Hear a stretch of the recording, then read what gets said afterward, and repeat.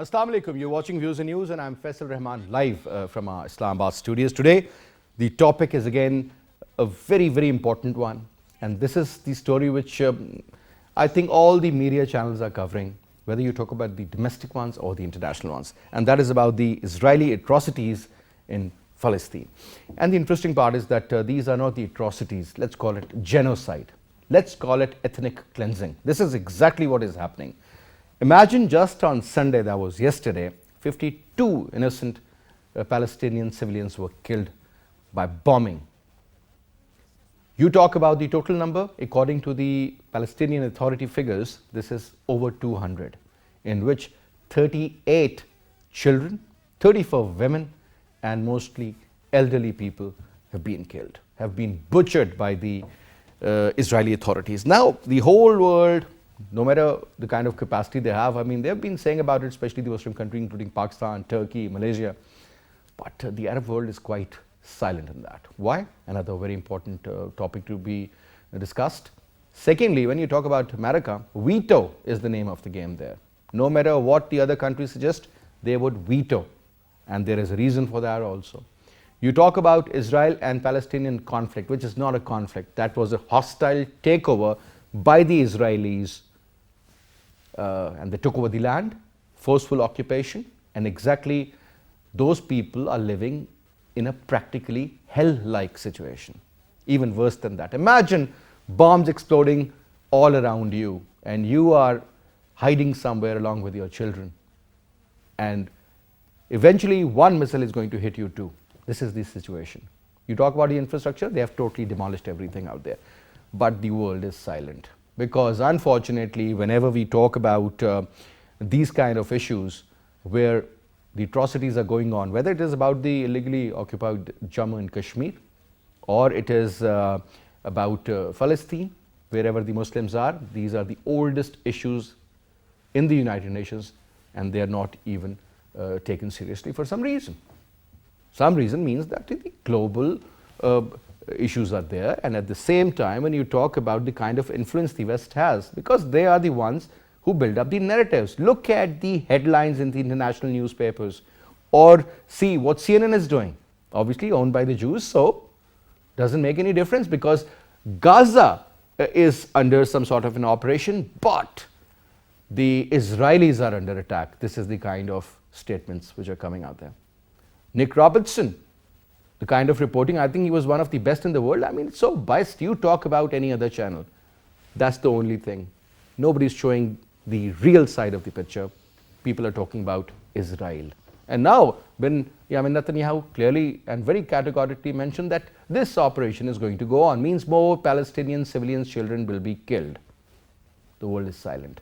Well, we had a very, very important session in the National Assembly where, all the political parties, they vowed and they believe that this should come to an end. The government of Pakistan has taken a very strong stance. Whether you talk about the foreign minister, you talk about the prime minister, or even if you look at the tweet by the president, I think that says a lot. But today, the major areas that we will be talking about, since I've mentioned most in my introduction, Israeli military launched series of air raids on Gaza Strip after Israel's caretaker prime minister Benjamin Netanyahu said the attacks on the Palestinians enclave would rage on. They would continue. They will not stop till the time we kill them all. Foreign Minister Makhdoom Shah Mahmoud Qureshi Sahab received the ambassador of Palestine, Mr. Ahmed Jawad, and also Mr. Rabai. Foreign Minister Qureshi strongly condemned violence by the Israeli forces against innocent worshippers at Al-Aqsa Mosque. And during the holy month of Ramadan, we all witnessed what happened there when there were peaceful people praying in the holy month of Ramadan prior to Eid. And the way these Israeli soldiers raided and the way they killed, that was unbelievable. While conveying his deepest sorrow and condolences for the innocent victims of lethal attacks by Israeli defense forces in Gaza and the West Bank, he categorically condemned IDF's continuous and indiscriminate attacks. Ministry of Foreign Affairs press release. Again, Foreign Minister Shah Mahmoud Qureshi spoke with the U.S. Secretary of State Anthony J. Blinken. Foreign Minister prized Secretary Blinken of Pakistani people's deep concern and anguish on the worsening humanitarian situation in the Israeli-occupied Palestinian territories. Again, U.S. remains greatly concerned over the escalating violence and is working extensively behind the scene to bring hostilities to an end. And interestingly, they have vetoed the third United Nations Security Council emergency meeting in a week amid the deadly Israeli offensive in Gaza has again ended with no concrete outcome after the United States blocked a joint statement calling for an immediate ceasefire between Israel and Palestine. To talk about this, let me introduce you to our panelists. Since we do not have much time today, but I'll try to make sure that we talk about it and we talk about it in detail. We have with us Air Vice Marshal retired Ikram Ullah Bhatti Sahab, who's a senior analyst. Thank you so much, sir, for your time, sir. And on Skype, we've been joined in by Ambassador Durrani Sahab, senior diplomat. Durrani Sahab, was a pleasure having you, sir. Thank you so much. And we also have with us Dr. Zulfikar Kazmi Sahab, expert in foreign affairs, and he's joining us from United States of America. Kazmi Sahab, pleasure to have you too, sir. Thank you so much for your time as well. But let me put the first question to you, sir. It's painful, sir, to even do a show on this topic, seriously talking. And when we see those visuals, as a father, sir, I swear I do not know how I control my tears. Because whatever is going on out there, sir, is not something normal. That is not a kind of an offensive. I mean, why to use these words like offensive? This is absolutely ethnic cleansing, sir. This is genocide. Your take. Well, Israel has USA behind it, and with that they can get away with anything and everything. And this is not the first time that they have initiated such an operation against the Palestinians in Gaza this time. They've been doing it over the years. We know it happened in 2008, 9, 2012, 2014, and they always call it a clash or a conflict, but it's totally one-sided. The casualties are only 1% on the Israeli side, and there's as compared to the Palestinians. And while they may call it a war, the fact is that Palestinians have no air force, they have no air defense, they have no navy, they have no tanks, they have no heavy weapons, and yet the Israelis choose to call it a war between Palestine and Israel. And the American media specifically calls it Israel under attack. Whereas when we look at the current conflict, we find that it all started from the Israeli police raid at Masjid Aqsa. Yes. And we also know that for once the Israeli Prime Minister is taking a cue from Indian Prime Minister, wherein we find that he is losing politically, and he has at least 5 charges against him waiting to take it. He could be disqualified. Yes. And he knew that if he could only escape by having a conflict with the Jews, with the Palestinians, and he initiated this activity wherein, of course, they wanted to evict the Palestinians from East Jerusalem. They blocked that Damascus Gate passage to Masjid Aqsa, and of course they allowed that Jerusalem Day march where the Israelis were shouting slogans of death to Arabs, and of course they raided the mosque while the prayer were going on. And when Hamas warned them that if they do not discontinue this, they will retaliate, they allowed this to happen. Maybe they wanted it this way. And that is how this entire conflict has begun, and unfortunately it's a huge tragedy of human misery, where we find that so many innocent lives have been lost, including women and children. And sadly the American media is quiet on this, and the UN is almost paralyzed because of the American veto. And this reminds me, I was just looking over Ariel Sharon, the Prime Minister of Israel from 2001 to 2005 yes. or 2006, he is quoted to have said that Jewish people control America and the Americans know it. And he was also a general, if I am not wrong. Yes. Sir. And another very important statement that is attributed to him is that he says that Arabs may have the oil, but we have the matches. So that which clearly shows their mindset. as to how they want to continue to occupy these lands and continue to inflict atrocities on these Palestinians and force them to vacate that land, and they continue to work on their project of Greater Israel. And unfortunately, the only opposing force, that is the Muslim Ummah, remains in disarray, and they are fully. Sir, everyone is making fun of OIC. Absolutely. I fail to understand why this organization uh, came into being, sir, to be very honest. Why is Arab League still intact? What exactly is UAE doing? Or a strong statement coming from any G6 countries? No, sir, didn't hear about it.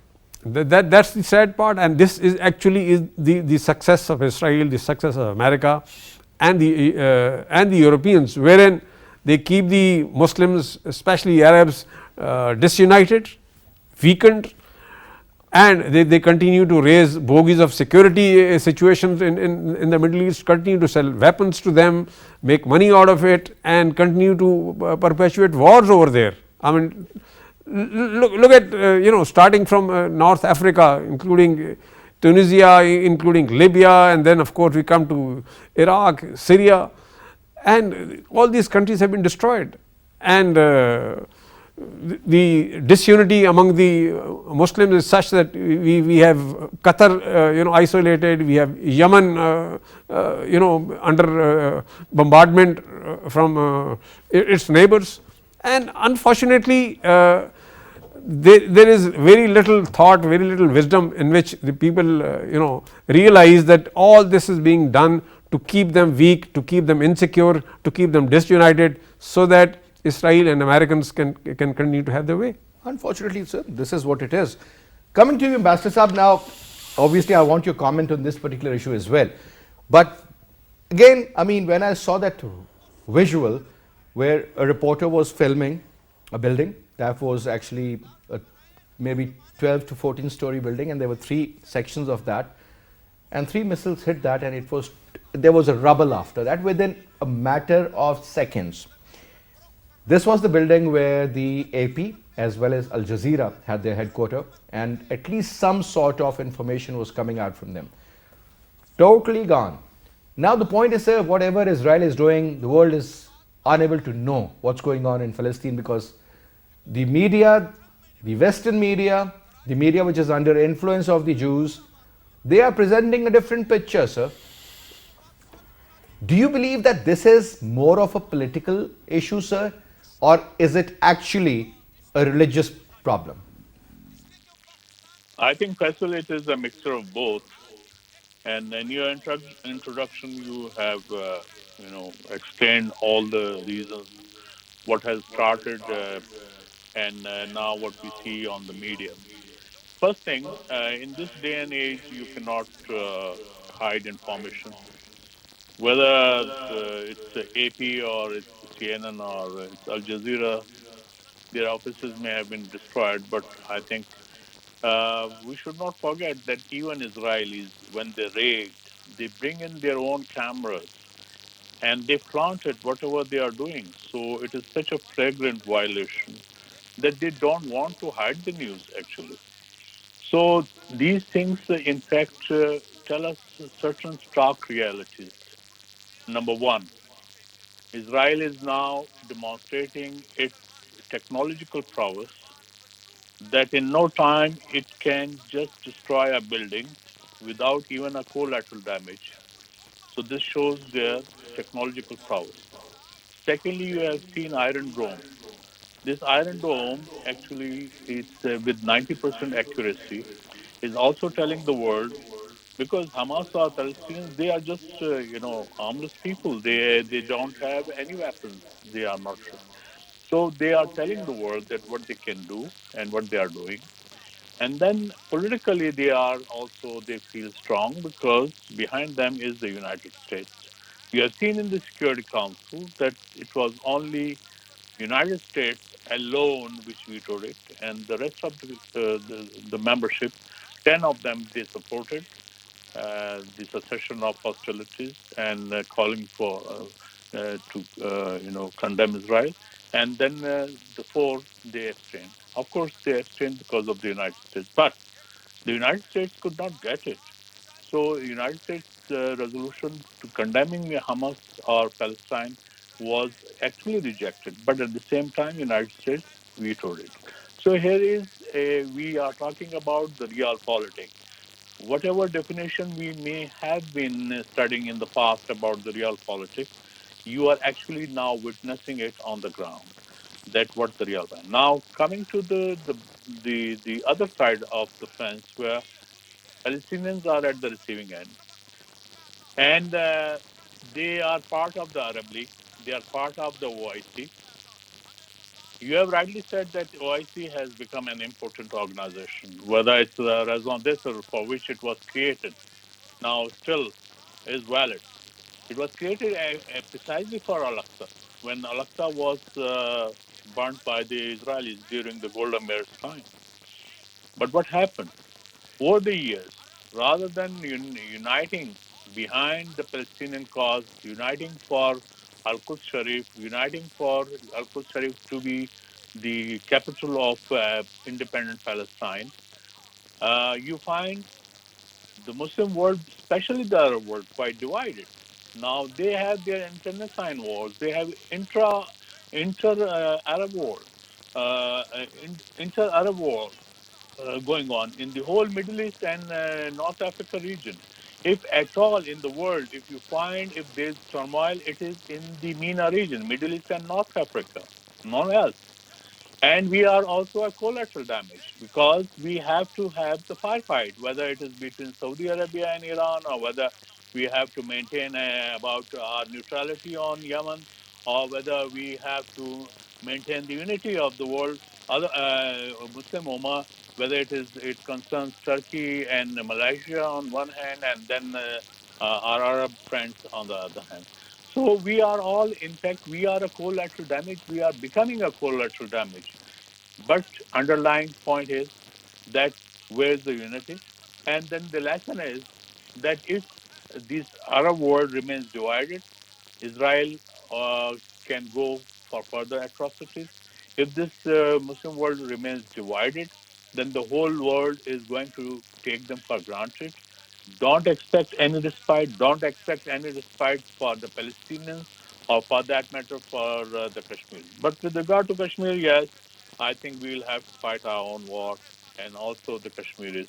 Here in the Palestinians, actually, they have had done a heroic job ever since the Intifada and Second Intifada, which took place during the span of 2 decades.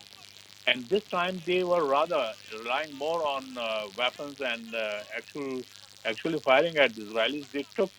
The they took to the streets. They took the non-violent methods, or for that matter, less violent methods through stones and all that. But how they have been responded to?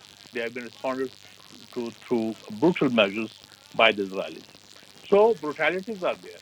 It is you can say replay of Auschwitz. It's a replay of Holocaust. And in this whole crime, I think United States is fully supporting Israeli atrocities, and Mr. Biden cannot hide behind his hypocrisy that it is Israel's right to self-defense. It is not self-defense. It is actually aggression, and it is a Holocaust. So I think the world has to realize, but at the same time, it's time for the Muslim world to rethink, go back to the drawing board, and see what has gone wrong. Yes. Ibn Saab, another very important issue, and that is about the aid. Because when we talk about the number of people being injured, and you know, obviously, sir, you yourself, you're an Air Force officer, you know, sir, when these kind of bombs, they explode, so just imagine the level of those injuries. I mean, these won't be normal injuries because somebody will be losing their limb. I mean, so they need blood, they need doctors, they need nurses, they need support. So the Israelis are not letting anybody support them. Maybe the Egyptians really wanted to send them some sort of support, but again rejected. And when you look at countries like Saudi Arabia, countries like UAE, not even a single word has been said against, or even forget about saying something against Israel, in favor of Palestinian as far as the humanitarian crisis are concerned. Morocco, countries like Oman, Bahrain, and you know, sir, they are all inclined towards a particular country and they have a different point of view. But the issue is, sir, at the end of the day, do you think these three countries, Pakistan, Malaysia is kind of neutral about Israel, sir. Pakistan and Turkey are two countries who are pretty open about giving out statements. What can we do, sir? If you remember, there was another similar issue. I mean, this is of a different intensity. But sir, when that ship flotilla was sent by the Turkish authorities, do you remember what happened to the people who were on board? They were there to help those people, just bringing in some medicine, perhaps some sort of food, some blankets, things like that, sir. And this is the kind of attitude the Israelis had, they still have, and they will continue to have, sir. So what's the way forward now? Well, should we let these pro-Palestinians die like this? Ideally, had OIC been together, had it been united, they could have taken a unified stance and maybe gone to the International Court of Justice and initiated criminal proceedings against Israel for war crimes. But unfortunately, that is not the situation. Now, when we find that the Muslim world is in disarray, disunited and very weak, and we have USA which is prepared to veto any anti-Israel or pro-Palestinian decision at the UN Security Council, that leaves only China and Russia who could come to the rescue of Palestinians. I think in which capacity and what can they do? Well, you see, it's again primarily a humanitarian issue. And if they find that UN is incapacitated, then in their own capacity as a major power, as a major country in the world, it becomes their responsibility to intervene for a humanitarian cause. And I think if Turkey and Pakistan can convince China and Russia that here is an opportunity for them to play a global role. Put their foot down. Yes, to play a global role and of course win favor from the entire Muslim world and the rest of the world who are prepared to support the Palestinians. We found that in the UN Security Council, USA was practically alone. That means the entire world, less Israel and USA, favors Palestine. They understand the Palestinian cause. And if that be the case, and if China and Russia. So if you remember, there was another similar resolution in which only 8 countries supported it, including America and Israel, of course, and there were 6 countries like Honduras and all. True. So this was the support. Most of them, they did not opt for it, and majority. As I said, here is an opportunity for both China and Russia to come up to their the status that they have in the world today.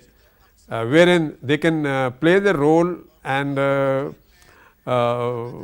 win laurels for themselves, and meet this challenge of human misery in providing solace to these Palestinians who are in a terrible distress situation. And I think we cannot count on the OIC at this moment any longer. We cannot count on the UN Security Council any longer, and both Pakistan and Turkey need to approach both China and Russia for them to play a role and intervene in this situation. I think only then we can see some ray of hope and relief for the Palestinians in terms of support to them and in terms of maybe bringing a halt to these atrocities that are initiated by Israel. There was this very interesting tweet which I went through, sir. And there was some Israeli guy, and he had he was telling the world that see the kind of support we have, countries like Brazil, and you name it. And there was a long list of the flags. So the point is that either they don't want to talk about it, or perhaps their eyes are closed, or I guess the American influence is so much that nobody can go against that. I think that is another very important area. Absolutely. And you're right that if the Russians and the Chinese, they put together their effort, that could be a challenge for the Americans. At least we are talking about human lives here, sir. Conflict can always be there, sir. Issues can always be resolved through dialogue, but this is not the way. This is absolute genocide. We've also been joined in by Dr. Zulfikar Kazmi Saab. Assalamu alaikum ji. Hello. Dr. Rifat Saab, assalamu alaikum. Dr. Saab, can you hear me? I think there's some technical issue. But coming back to you, Ambassador Saab, the interesting part now is that the role of the rest of the world. AVM Saab believes that if the Russians and the Chinese, they exert some sort of pressure together on the Israelis, things can be sorted out. We're not saying that they attack Israel. Perhaps as far as humanitarian issue is concerned, sir, sending them medicine, doctors, paramedical staff, food, things like blankets, what's wrong with that? Why should the Americans oppose that, sir? I think expecting too much from Russia and China on this issue, especially when the neighbors of Israel, who happen to be the Muslim countries, they are sitting mute, would be asking too much. I will not put premium on that, and we should not have much expectations. One thing is clear that in this whole milieu, uh, Israel is now coming out very brazenly that they are applying salami tactics. Since 1948 onwards, its territory has grown, and it has grown by the month, by the years. And my fear is that subsequently, I think Israel is heading towards swallowing the whole Palestine, make Palestinians as part of the whole Israel. I'm not sure about the status of Palestinians would have in that Israel, because already in Israel there are Arabs, Palestinian Arabs, and other Arabs who are Israeli nationals. So my And it's fear the other is way around that also, sir. There are Jews in Palestine also. yes. So this is where the way I think the Zionism is now heading towards total swallowing or assimilation of whatever left of Palestine. If you look at it, it's just a truncated patches of land. You cannot define it as a country. If you look at the West Bank or Jericho or Ramallah and others, so they are just patches of land. For that, they have to seek the permission of the Israelis. So this is a bizarre situation, but it has developed over the years under the patronage of the United States, and Israelis. In fact, they have been emboldened. Militarily, they cannot be challenged in the neighborhood. In fact, now the neighborhood is becoming friendly to Israel. So, if that is the situation in that respect, then I think Palestinians' case would get diluted. Palestinians are not going to get whatever they have been struggling for, and this is my fear. Yes. Now, another point, sir. What about the future of this two-state solution, sir? The formula that was presented, and even Barack Obama supported it. And he was himself a Democrat, and the current president, Joe Biden, served under him as the vice president. Don't you think they have a good alignment regarding that, sir? This is what I earlier pointed out to the hypocrisy. Joe Biden, as vice president, in fact, he, to the extent, not the exact words, he said, I'm more Jewish than the Jews themselves. So, in that respect, he has been throughout, if you look at his career, so it has thrived on supporting the Zionist policies in Israel. He would always stand by whatever actions Israel has been taking against the Palestinians. Even now, if you look at his statements supporting Israel's quote unquote right to self defense, the whole world is saying it's a genocide, and here we have the American president who thinks that he is the champion of human rights, and he is supporting Israel's right to self-defense, in which over 200 innocent Palestinians have been killed, including 58 children. And if you look at those images, you just don't, believe your eyes that this is taking place in a country, Israel, which claims to be a democracy, which Sir, claims this to is be the the champions of so-called human rights in their own country, and they, for the killing of one Israeli, they go for 100 killings of Palestinians. Sir, So, they have set a benchmark, Ambassador Saab. The issue is that, say, I totally agree with you. The next could be the ground offensive. They'll take over Gaza and eventually they have actually taken over. Sir, we've also been joined in by Dr. Rifat Hussain Saab. Professor Saab, Assalamu alaikum ji. जी वालेकुम अस्सलाम Faisal. Sir, thank you so much, sir, for talking to PTV World. Now, sir, tell me one thing. This is the era of social media. Nothing can be hidden anymore. But, sir, the champion of democracy, so-called the President of the United States of America, the champion of human rights, who's a hardcore Orthodox Christian also, ended up supporting Israel completely, sir.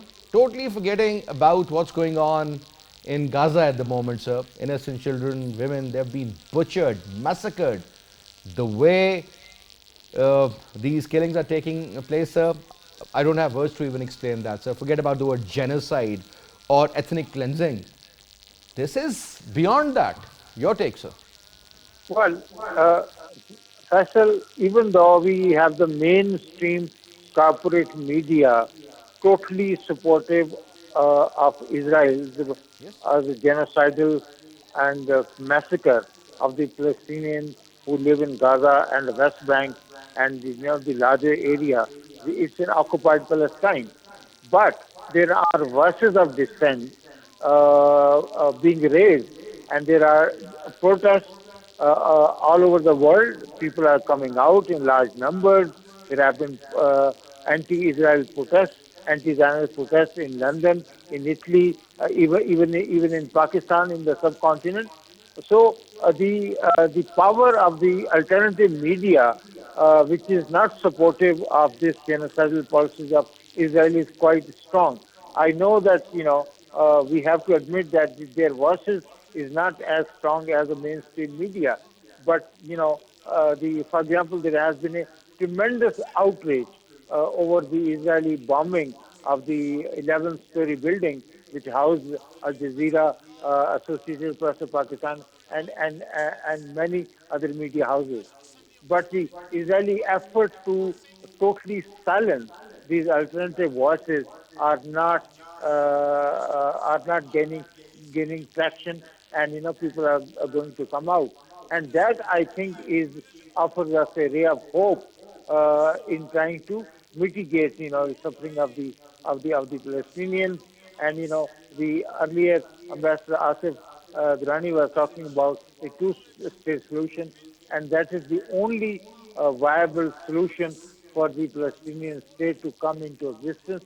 And unless and until the Netanyahu government and his allies, the extremist Jewish settlers, they are pursuing policies which is meant to quash this dream, and which means that Israel, of course, as an occupying power, they are bound by the human international law to abide by humanitarian principles. But we know that Israel is in violation of the Security Council resolution. They are in violation of the world consciousness, and they continue to violate the law. Which means that the unless and until the world community is able to convince the United States to put pressure on the Netanyahu That is next to government, impossible, I do sir. not That cannot think that, happen. Because sir, that is not going to happen, sir. How can few countries really convince the Americans when they have a certain agenda set? Now, earlier, Ji, please go ahead. No, Faisal. I agree with that. That's not going to happen soon. But that is the price that the Americans have to pay for their unconditional support for Netanyahu and his Zionist policies. These policies are meant to contravene the very principle on which the hopes for peace, lasting peace between Palestinians and the Jewish state are based, which is a two-state solution. The role of United Nations, sir, we always end up blaming OIC, and everybody's making fun of OIC on the social media, sir. I think United Nations itself is a body, sir, which is worse than OIC, isn't it? Yes, I agree with you as far as the UN Security Council is concerned. And one of the main reasons why there has not been a statement on Palestine so far is because the Americans are blocking the UN Security Council consensus. And the Chinese have spoken against it, the Russians have spoken against these American efforts. But, but I think now is the time to take this issue of Palestine to the UN General Assembly, where the Americans are unable to cast a veto and they cannot block the world body's opinion. So that is and the other component of that would be the UN General Secretary Guterres taking a slow motor notice, and he has been issuing warnings. But I think there has to be a UN General Assembly action with regard to the prospects of peace and security. And unless that happens, I do not think that Security Council, because of the American veto wielding powers, will be able to go ahead and and develop a consensus. All right. So last quick comment, Dr. Saab, and that is about, if you remember, the ambassador in the UN of the Americans was Nikki Haley, right, sir? And there was another resolution regarding the change of the capital from one city to another. So now, so when you see that kind of a decision taken by the former US president, that was totally supported.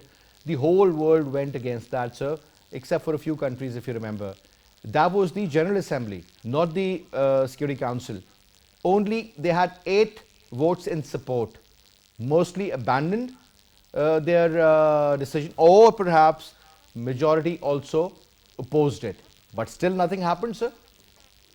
So this is the Well, unfortunate part, isn't I it? agree with you that we should not be putting our future, our hopes in the Security Council's ability to do anything meaningful, because, as I said earlier, that every single resolution passed by the UN Security Council in favor of the Palestinians, in favor of the two-state solutions, has either been shot down or has been in violation. Let's recall that one thing that I know that we are running out of time, but that's the point that I want to make. That in September 2009, there was a Richard Goldsmith Goldstone Commission report, which is a 500 pages report, and it talks about the miserable situation that the Palestinians face in Gaza and the other occupied territories. But and it made a recommendation to the UN Security Council that they should ask the Human Rights Council to initiate investigation. But that is something that has not taken place even today. It's not a question of lack of evidence or lack of proof, but there is a overwhelming evidence about Israeli aggression, and but because of the big power politics, the Security Council remains unfortunately a silent spectator. All right, Dr. Saab, thank you so much for your comments. Ambassador Saab, was a pleasure having you, sir. Thank you so much for your time as well. And always a pleasure to have you, AVM Saab. Thank you so much for being here. And that's all we have for the moment. And the good news is that from the Pakistani perspective, the National Assembly has, all the political parties were on the same page, and they adopted this resolution in which they have expressed complete solidarity with the Palestinian people and the Palestinian government. So inshallah, I'll see you tomorrow at 8. Till then, you take good care of yourself. Khuda Hafiz.